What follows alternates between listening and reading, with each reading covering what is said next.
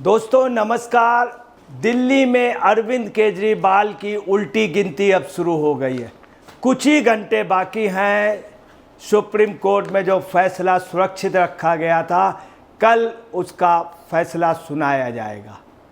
पूरे अरविंद केजरीवाल की पूरी लॉबी, आप पार्टी का ये भविष्य का आखिरी अस्तित्व भी कल निर्णय हो जाएगा।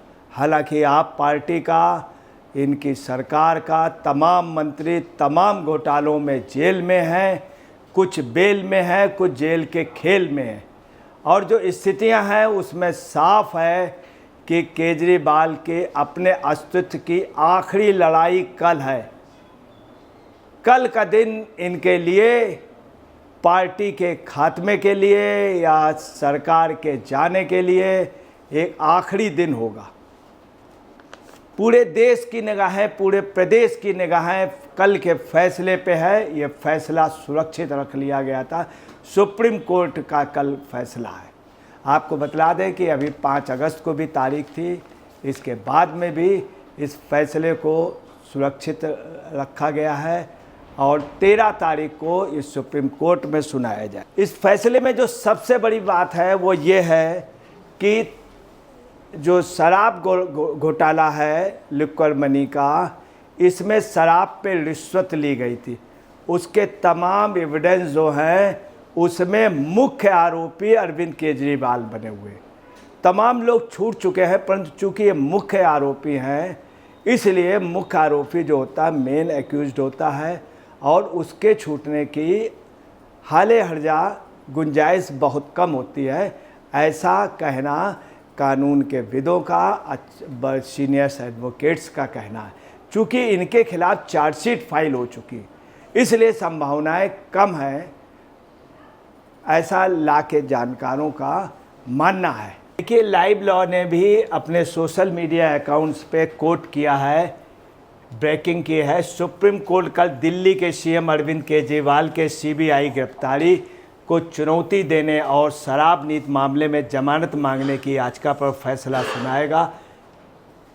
बेंच जस्टिस सूर्यकांत उज्जवल मुइया, फैसला जस्टिस सूर्यकांत जी ने लिखा है। फैसला ऑलरेडी हो चुका है, जब उसमें सुप्रीम कोर्ट के ऑनरेबल जस्टिस श्री सूर्यकांत जी और उज्जवल मुइया साहब हैं। ये फैसला ऑलरेडी सुरक्षित है, कल सुनाया जाएगा। पूरी आप पार्टी की सांसें रुकी हुई हैं। पूरे आप पार्टी का आखिरी कल अस्तित्व की लड़ाई है। दिल्ली के मुख्यमंत्री अरविंद केजरीवाल द्वारा दिल्ली शराब नीति मामले में सीबीआई द्वारा उनकी गिरफ्तारी की चुनौती देने और जमानत की मांग करने वाली याचिकाओं पर सुप्रीम कोर्ट कल जहां फैसला सुनाएगा, वहीं पे आपको बताना है कि इनके इस्तीफे की, केजरीवाल के सरकार के भविष्य की, मंत्रिमंडल के भविष्य की, इन सब का निर्णय हो जाएगा। इस निर्णय के बाद अगर ये निर्णय इन लोगों के विरोध में जाता है तो आप पार्टी का टूटना भी निश्चित तौर पर शुरू हो जाएगा। अभी तक आप पार्टी का टूटना इसलिए रुका था कि कुछ वजह से लोग रुके थे। हरियाणा में कांग्रेस ने समर्थन, चूँकि दोनों की पटी नहीं है। इधर आज की डेट में आप पार्टी के साथ कोई भी दल अब नहीं है। कांग्रेस भी इनसे अलग है, तब सभी दल इंडी गठबंधन के अलग है, बस दिखावे का एक एकता है। कल कई चीज़ों का निर्णय एक साथ केजरीवाल के भविष्य का होगा। आप देखिए कि ऑनरेबल जस्टिस सूर्यकांत जी, मुइया जी ने ये फैसला सुरक्षित रखा है। कल इस पर बहुत कुछ निगाहें लोगों के, मगर इनकी उल्टी गिनती शुरू हो गई। चंद घंटे बाद ही इनके भाग का फैसला होगा। जस्टिस सूर्यकांत और जस्टिस उज्जवल मुइया की बेंच ने 5 सितंबर को फैसला सुरक्षित रख लिया था। अब वह फैसला सुनाएगी। यह फैसला जस्टिस सूर्यकांत ने लिखा है। केजरीवाल की एक याचिका में दिल्ली उच्च न्यायालय के 5 अगस्त के आदेश को चुनौती दी गई थी, जिसके तहत सीबीआई की गिरफ्तारी के खिलाफ उनकी याचिका को एकल न्यायाधीश की पीठ ने खारिज कर दिया था और जमानत के लिए निचली अदालत में जाने की छूट दी थी। दूसरी विशेष अनुमति याचिका में उच्च न्यायालय द्वारा उनकी जमानत याचिका पर विचार करने से इनकार करने को चुनौती दी गई थी। आपको ये भी बता दें कि केजरीवाल ने एक याचिका दिल्ली उच्च न्यायालय में 5 अगस्त के आदेश को चुनौती दी गई थी, जिस पे सीबीआई की गिरफ्तारी के खिलाफ उनकी याचिका को एकल न्यायाधीश की पीठ ने खारिज कर दिया था। लोअर कोर्ट जाने के लिए कहा था, स्पेशली लोअर कोर्ट जाने के लिए कहा था, परंतु लोअर कोर्ट ना जा कर के केजरीवाल देखिए डायरेक्ट सुप्रीम कोर्ट चलेगा। ताजुब ये देखिए, हाई कोर्ट ऑलरेडी कह रहा कि आप लोअर कोर्ट में जाइए और वो डायरेक्ट सुप्रीम कोर्ट जा रहे हैं। कितनी ताजुब की बात है, आप समझ सकते हैं। आम आदमी को न्याय के लिए बड़ा वक्त गुजारना पड़ता है, परंतु केजरीवाल तुरंत ही लोअर कोर्ट ना जाके सीधे सुप्रीम कोर्ट, बात बात में जरा से उसमें सुप्रीम कोर्ट पहुंच जाते हैं। यहाँ तक समझ लीजिए, जब 10 सम्मन में गए नहीं, जब इनकी गिरफ्तारी ईडी करने आए तब ये आधी रात को सुप्रीम कोर्ट खुलवाना चाहते थे, मगर सुप्रीम कोर्ट चूँकि नहीं खुला, फिर सुबह ये कह रहे थे सबसे पहले हमारी याचिका की सुनवाई हो। आम आदमी को इतने अच्छे एडवोकेट इन बड़ी बड़ी कोर्टों में नहीं पहुंच पाते। पार्टी का नाम आम आदमी पार्टी है, और पार्टी कर क्या रही है कि पार्टी अपने लिए, वो भी अपने किंग पिन के लिए जो इस घोटाले में शामिल है, उनके बचाव के लिए बड़े बड़े एडवोकेट, जबकि आम आदमी पार्टी के और लोगों पे केस है, उनको इतनी बड़ी फैसिलिटीज़ नहीं मिल रही है। ताजुब ये देखिए, सिर्फ इनकी कैबिनेट जो है, सिसोदिया, संजय सिंह, विजय नायर, इन सबको सपोर्ट मिल रहा। एसबी राजू ने जमानत दिए जाने पर प्रारंभिक आपत्ति जताते हुए कहा है कि केजरीवाल को पहले ट्रायल कोर्ट जाना चाहिए। यह दलील दी गई कि सुप्रीम कोर्ट में जमानत पाने वाले 6 आरोपी के कविता, मनीष सिसोदिया, संजय सिंह आदि के ट्रायल कोर्ट का दरवाज़ा खटखटाया था। हालांकि केजरीवाल ने कभी भी जमानत के लिए ट्रायल कोर्ट का दरवाज़ा नहीं खटखटाया सीबीआई मामले में। आप ये देखिए, ताजुब की बात है, एसबी राजू जो असिस्टेंट सॉलिसिटर जनरल हैं, इन्होंने भी उस दिन कोर्ट में कहा था बाकायदे कि इनको लोअर कोर्ट में जाना कहा था, ये हाई कोर्ट क्यों पहुंच गए।